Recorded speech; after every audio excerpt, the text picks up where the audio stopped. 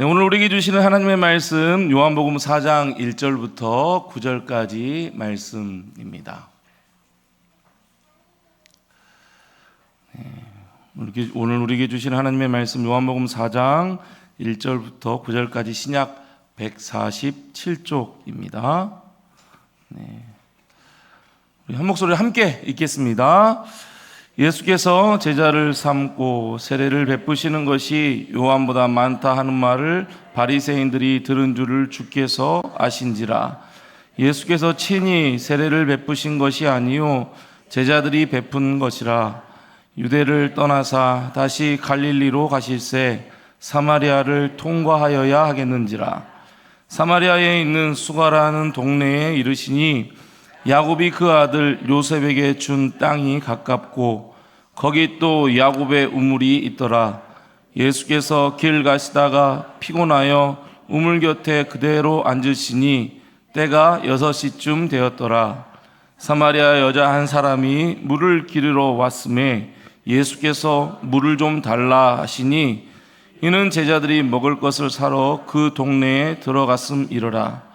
사마리아 여자가 이르되 당신은 유대인으로서 어찌하여 사마리아 여자인 나에게 물을 달라 하나이까 하니 이는 유대인이 사마리아인과 상종하지 아니함이로라. 아멘. 네, 오늘도 함께 예배한 우리 모든 성도님들에게 하나님의 은혜와 평강이 언제나 함께 하시기를 소망합니다.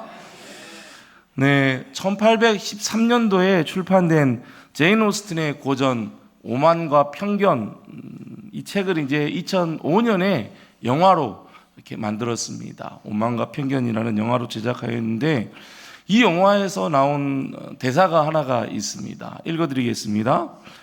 편견은 내가 다른 사람을 사랑하지 못하게 하고 오만은 다른 사람이 나를 사랑할 수 없게 만든다. 편견은 내가 다른 사람을 사랑하지 못하게 한다. 여기 편견은 한쪽으로 치우친 공정하지 못한 생각이나 견해, 이것을 편견이라고 해요. 좀 부정적인 의미의 말입니다. 한쪽으로 치우친 의견을 뜻하는 일편지견이라는 사자성어에서 나왔다고 하는데요. 미국 신학자인 트라이언 에드워즈는 이 편견에 관해서 이 정도까지 얘기를 했습니다. 편견에 사로잡힌 사람은 마귀에게 사로잡힌 사람이다. 편견은 진실을 볼 수 없도록 가리는 최악의 마귀이다. 이렇게까지 편견에 대해서 표현을 했습니다. 또 어떤 분은 편견은 안개와 같아서 우리가 이 세상을 여행하는 동안 가장 밝은 빛을 가리고 길 위에서 만나게 되는 가장 훌륭하고 영광스러운 것을 희미하게 만든다. 이게 편견이다 라고 또 이야기를 했습니다. 가장 밝은 빛을 가려버리는 거예요. 또 훌륭하고 영광스러운 것을 희미하게 만들어버리는 게 편견이라는 거예요. 그게 이제 신학자는 마귀와 같다라고까지 그렇게 표현을 한 것이죠. 여러분, 오늘 본문에 보면 마지막 구절에서 이게 뭐라고 말씀을 하냐면요. 이는 유대인이 사마리아인과 상종하지 아니함이로라. 당시 유대인은 사마리아인에 대해서 가지고 있던 편견이 있었습니다. 그래서 그 편견으로 인해서 유대인들은 사마리아 사람들과 상종을 하지 않았어요. 단순히 그냥 친하게 지내지 않고 만나지 않는 그 정도의 편견이나 관계가 아니었어요. 당시 유대인들은 이 사마리아 사람들이 같은 민족이거든요. 같은 민족 사람들이에요. 그럼에도 불구하고 이방인과 동일하게, 아니 오히려 이방인들보다 더 못한 존재로 취급을 해버렸습니다. 본래는 유대인이나 사마리아인은 한 민족이었어요. 지도를 잠깐 보시면은 아래쪽에가 이제 유대, 예루살렘을 포함한 유대 지역이고 그 중간에 이제 사마리아 땅이 있죠. 그리고 그 위에 이제 갈릴리가 있습니다. 구약 시대에 들어가면은 구약에 사마리아를 수도로 하던 위쪽, 예루살렘 그 위쪽이 북이스라엘이었어요. 근데 이 북이스라엘이 아수르에 의해서 이제 멸망을 하게 되는데 아수르가 폈던 정책이 뭐였냐면은 혼합 정치였어요. 그러니까 그 아수르에 있는 남자들을 강제적으로 이 북이스라엘로 데려와서 이 사마리아에 있는 사람들, 북이스라엘에 있는 사람들과 결혼을 시켜버린 거예요. 이게 혼합돼 버린 거죠. 이방인의 피가 섞여버린 거예요. 반면 남유다, 예루살렘에 있는 유대에 있는 이 남유다는 바벨론에 의해서 망하게 되어 포로로 끌려갔지만 그들은 이제 일정 지역에 자기들끼리만 살았어요. 자기들끼리만 모여 지냈기 때문에 이 바벨론 사람들과 전혀 섞이지 않았죠. 그들의 혈통을 그대로 보존을 할 수가 있었어요. 그렇게 해서 이제 예루살렘으로 그들이 다시 돌아올 수 있었던 거예요. 이제 이 유대인들은 북이스라엘을 봤을 때 그 이방인의 피가 섞인 순수 혈통의 이스라엘 사람이 저 사람들은 아니다 라고 해서 자기들과 함께 절대 성전을 지을 수 없다라고 그렇게 배척을 해버립니다. 그래서 결국 남유다는 예루살렘에, 그리고 북이스라엘은 사마리아에 있는 그리심산에 그들의 성전을 각각 짓게 돼요. 예루살렘에도 성전이 있고 그리심산에도 성전이 있죠. 하지만 사마리아 사람들이 이 그리심산에 성전을 지었다 하는 이 말을, 정말 이것을 보기 싫었던 유대의 그 하스모니안 왕조의 요한 힐카누스가 BC 113년에 이 사마리아로 쳐들어갑니다. 그리고 그리심산에 있는 성전을 파괴시켜버려요. 성전을 파괴하고 사마리아 사람들을 노예로 만들어버리죠. 결국 이 사마리아와 그때부터 이제 유대인들과는 엄청난 원수 관계가 되었고 극단적으로는 그런 관계로 치닫게 된 거예요. 그래서 이 유대인들의 이 사마리아 사람들을 향한 편견, 이 증오는 그들이 이 성전에서 기도를 하는데 유대인의 18개 축원문이 있어요. 그 축원문 중에 12번째가 이렇게 되어 있습니다. 축원문임에도 기도문임에도 불구하고 이렇게 되어 있어요. 사마리아인들이 이방인들과 함께 한순간에 멸망당하게 하시고 저들의 이름을 어디에서요? 생명록에 재 주십시오. 이렇게까지 거의 증오와 저주에 가까운, 그렇게까지 이렇게 기도를 하는 그러한 유대인이었던 것이죠. 사마리아 사람들을 향해서. 그렇게 유대인들은 사마리아인들에 대한 엄청난 편견을 가지고 증오하고 사람 취급도 하지 않고 상종도 하지 않았어요. 지도를 다시 보시면은 실제 이제 유대인들은 아래 유대에 있는 예루살렘에서 위쪽에 있는 갈릴리로 올라갈 때 그냥 일자로 쭉 따라 올라가면 돼요. 근데 그러면 뭘 통과해야 돼요? 어디를? 사마리아를 통과해야 돼요. 그래서 유대인들은 절대 그쪽으로 가지 않습니다. 그래서 베레아 쪽으로 돌아서 요단강을 건너 베레아 쪽을 돌아서 우회를 해서 갈릴리 그 위쪽으로 올라갔다는 거예요. 그렇게 유대인들은 사마리아 사람에 대해서 편견을 가지고 증오하고 상종도 하지 않았던 것이죠. 그런데 이게 중요해요. 그런데가 중요해요. 그런데 오늘 본문 3절과 4절을 보시면 이렇게 되어 있어요. 예수님께서 유대를 떠나사 다시 갈릴리로 가실새 사마리아를 어떻게 해야겠다고요? 통과하여야 하겠는지라. 예수님께서 하신 말씀이에요. 예수님께서는 아주 특별하게 이제 유대에 유월절을 지키기 위해서 예루살렘에 있었거든요. 거기서 제자들을 만나고 부르고 또 제자들은 세례도 주고 하는 그런 일들이 있었어요. 근데 이제 이 유대 땅을 떠나서 예수님께서 자란 갈릴리로 가려고 해요. 근데 예수님께서는 아주 특별하게 그 가시는 길에 내가 사마리아를 통과하여야 하겠다, 이렇게 말씀하신 거예요. 사마리아를 통과하여야 하겠다. 앞서 말씀드린 것처럼 유대인들은 사마리아를 통과해서 가요, 안 가요? 절대 안 갑니다. 가지 않아요. 편견을 가지고 있었고 증오했고 미워했던 그 사마리아 사람들의 얼굴을 보는 것은 유대인들에게 있어서 결코 있을 수 없는 일이었습니다. 그런데 예수님께서는 말씀하시죠. 반드시 그냥 사마리아를 통과해야겠다 이 말이 아니에요. 반드시 내가 사마리아를 통과해서 가야겠다. 반드시 갈 필요가 있다. 그렇게 말씀하신 거예요. 내가 이유가 있다. 반드시 내가 사마리아를 통과해서 가야 될 이유가 있다.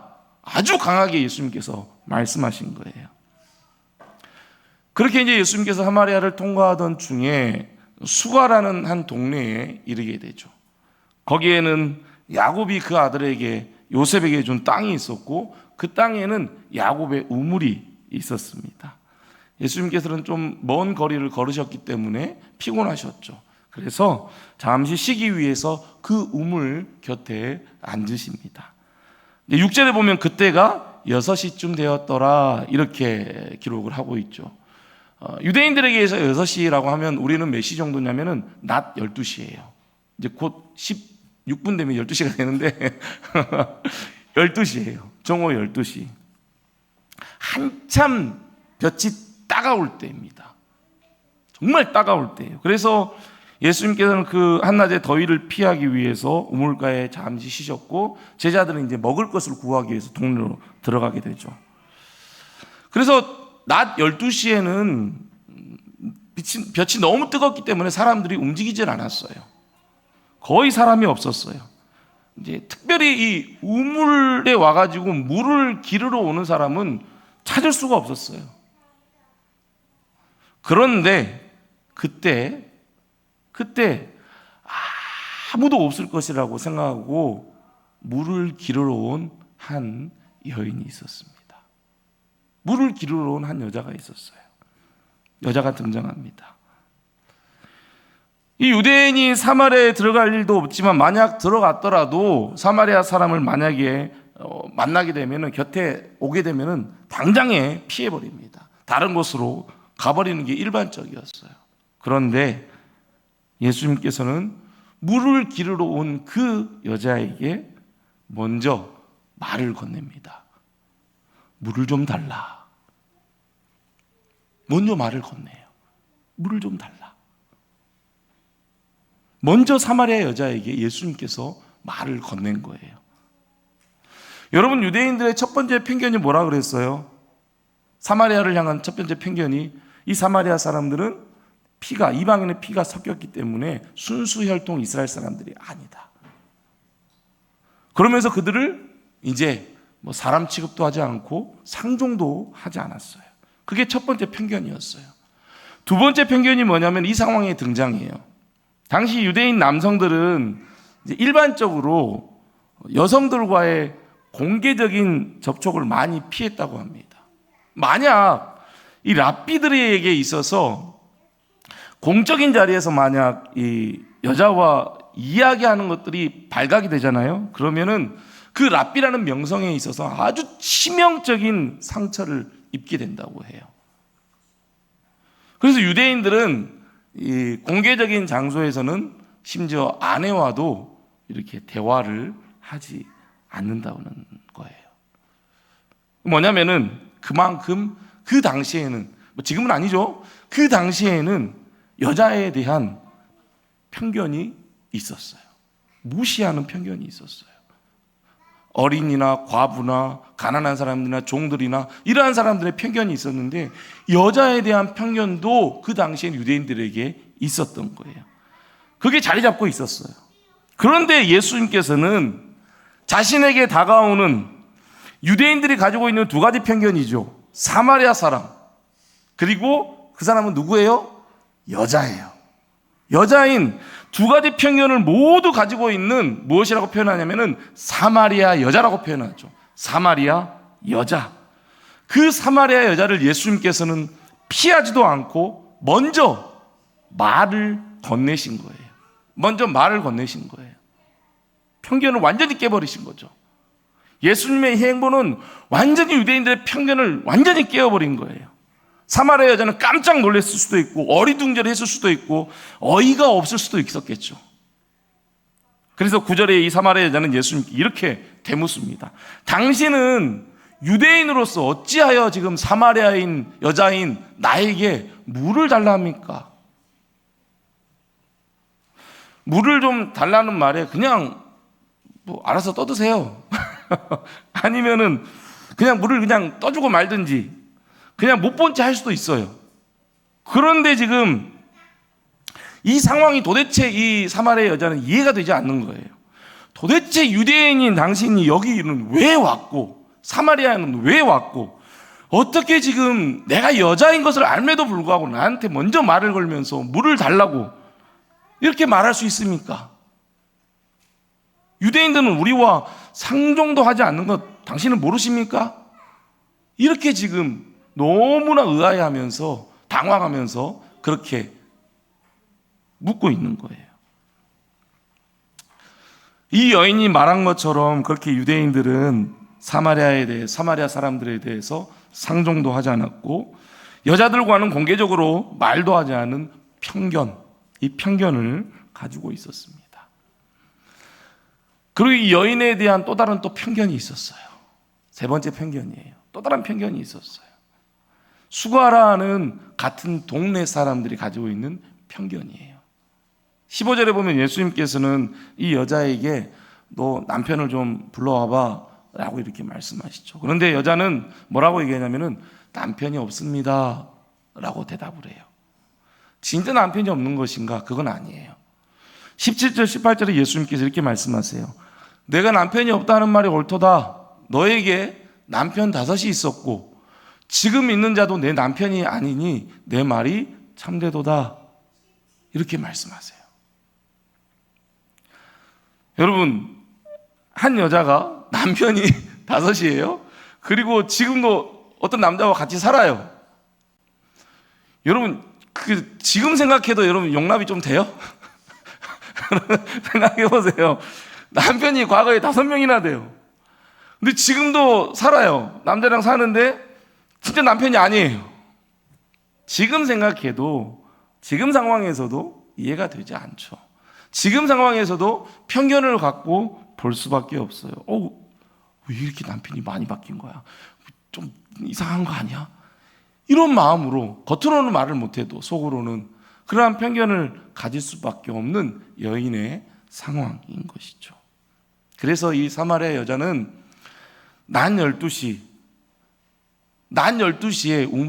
우물에 물을 기르러 온 거예요. 사람들의 눈을 피해서.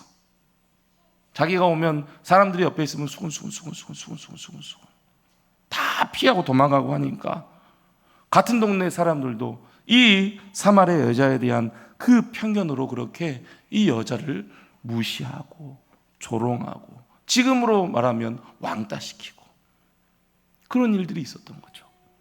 그래서 이 사마리아 여자는 낮 12시에 아무도 없을 거라 생각한 그 시간에 우물에 와서 물을 기르러 온 겁니다. 여러분, 예수님께서는 사마리아 사람이고 여자이고 남편이 5이지만 지금도 살고 있는 그 남편이 6이라 생각하면 돼요.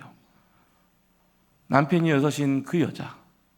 그래서 유대인들, 남자들, 동네 사람들의 편견으로 사람 취급도 받지 못하고 무시당하고 조롱받는 그 사마리아 여자. 그 사마리아 여자를 만나기 위해서 예수님께서는 사마리아를 통과하여야 하겠는지라. 반드시 내가 사마리아를 가야겠다. 그렇게 말씀하신 거예요. 그리고 사마리아 수가성에 있는 야곱의 우물로 가신 것이죠. 그냥 가신 게 아니에요. 찾아가신 거예요. 그냥 사마리아 지역이 있으니까, 거기에 우물이 있으니까 그냥 가겠다는 게 아니에요. 예수님께서 필히 반드시 그곳을 찾아가신 것입니다. 모든 편견을 다 깨고 남편이 6인 사마리아 여자를 의도적으로 예수님께서는 찾아가신 거예요. 왜 찾아가셨는가? 단순히 사람들이 가지고 있는 편견 하나 깨려고 찾아가셨을까요? 아니면은 야 나는 예수야 특별한 뭐 행보를 좀 사람들에게 보이려고 찾아가신 것일까요? 여러분, 예수님을 만난 이 사마리아 여자가 어떻게 변화되었는가? 4장 28절부터 30절에서 이렇게 말씀을 합니다. 여자가 물동이를 버려두고 동네로 들어가 사람들에게 이르되 내가 행한 모든 일을 내게 말한 사람을 와서 보라. 이는 그리스도가 아니냐 하니 그들이 동네에서 나와 예수께로 오더라. 아멘. 이 여자는 이제 그 찾아오신 예수님을 만나고 그가 그리스도라는 사실을 확신했습니다. 그리스도, 하나님의 기름 부음 받은 메시아입니다. 메시아의 심을 믿은 거예요. 메시아의 심을 믿고 거듭난 것이죠. 그리고 사람들을 피해 다니던 그 여자가 물동이를 버려두고 동네에 있는 사람들에게 달려갑니다. 그리고 외치죠. 와서 보라, 이는 그리스도가 아니냐. 와서 보라, 이는 그리스도다. 메시아이시다. 우리의 구원자이시다. 그리스도를 증거하기 시작합니다. 여러분, 앞서 3장에서 율법과 장로들의 전통을 잘 지키는 바리새인, 유대인의 지도자 누가 나왔었어요? 니고데모죠. 니고데모는 예수님을 찾아갔어요. 찾아가서 예수님을 만났지만 예수님께서 거듭나야 한다는 그 말을 들었지만 니고데모는 영적으로 무지함을 보여줬습니다. 하지만 예수님께서 찾아가신 그 유대인의 편견과 남자들의 편견과 동네 사람들의 편견의 시선을 한 몸에 받고 있던 그 남편이 여섯인 사마리아 여자, 그 여자는 찾아오신 예수님을 만나고 예수께서 메시아이심을 깨닫게 되고 거듭나게 되었습니다. 구원은 그렇습니다. 내가 믿는 게 아니에요. 구원은 내가 믿는 게 아니에요. 주님께서 찾아오셔야지만 믿을 수 있는 것입니다. 그것을 뭐라고 표현해요? 은혜라고 하죠. 구원은 은혜입니다. 편견으로 말하자면 우리도 이미 허물과죄로 죽어서 영원한 멸망에 들어갈 사람들입니다. 하지만 하나님께서는 여기 있는 한 사람 한 사람 우리를 사랑하셔서 독생자 예수 그리스도를 이 땅에 보내주셨죠. 예수님께서는 이 땅에 찾아오셨습니다. 친히 찾아오셨습니다. 사람이 되셔서 찾아오셨습니다. 십자가에 죽으셨죠. 우리를 구원하셨습니다. 지금 우리에게도 찾아오셔서 우리에게 믿음을 주시고 우리를 구원하신 것이죠. 은혜입니다. 한없는 은혜입니다. 여러분, 우리에게 무엇인가 가진 게 많고 우리가 선하고 착하고 구원받을 만한 무엇인가를 우리가 가지고 있기 때문에 우리가 구원받은 게 아닙니다. 한 가지입니다. 주님께서 우리에게 찾아오신 은혜 때문임을 여러분 믿으시기 바랍니다. 그런데 우리가 유대인들과 똑같이, 유대 남자들과 똑같이, 그 여자의 동네 사람들과 똑같이 편견을 가지고 이 사람은 구원받아야 되는데 저 사람은 아니야, 저 사람에게는 다가가기 싫어, 저 사람한테는 어떻게 저 사람이 구원받을 수 있어, 이러한 생각을 가지는 것은 너무나 어리석은 일이죠. 야고보서 2장 1절부터 보면은 거기에 보면은 회당장에 금가락지를 끼고 아름다운 옷을 입고 오는 사람이 한 사람이 등장을 합니다. 근데 거기 안에 있던, 회당 안에 있던 그 성도들은 그 사람에게 왔냐고 하면서 찐 인사하면서 가장 좋은 자리에 앉힙니다. 그런데 또 한 사람이 들어오죠. 나무란 옷을 입고 가난한 사람이 들어옵니다. 근데 그 안에 있는 성도들이 그 사람에게는 저기 끝에 저기 끝에 앉아, 저기 저 뒤에 앉아, 아무도 보는 사람 없는데 거기 앉아 라고 앉으라고 하죠. 그 일에 대해서 4절에서 이렇게 말씀합니다. 너희끼리 서로 차별하며 악한 생각으로 판단하는 자가 되는 것이 아니냐. 악한 생각으로 판단하는 자가 되는 것이 아니냐. 악한 생각으로 판단하는 행위라는 거예요. 이것은 절대 믿음을 가진 성도의 행위가 아닌 것이죠. 제가 여러 번 말씀드리잖아요. 행함으로 믿음을 증명해야 한다고요. 이것은 믿음을 증명하는 행동이 아닌 것이죠. 여러분, 우리에게 믿음이 있다고 하면서 구원받을 수 있는 사람과 그렇지 않는 사람을 구별하여 대하는 것은 악한 판단이며 전혀 믿음을 행함으로 증명하는 그런 행위가 아닌 것이죠.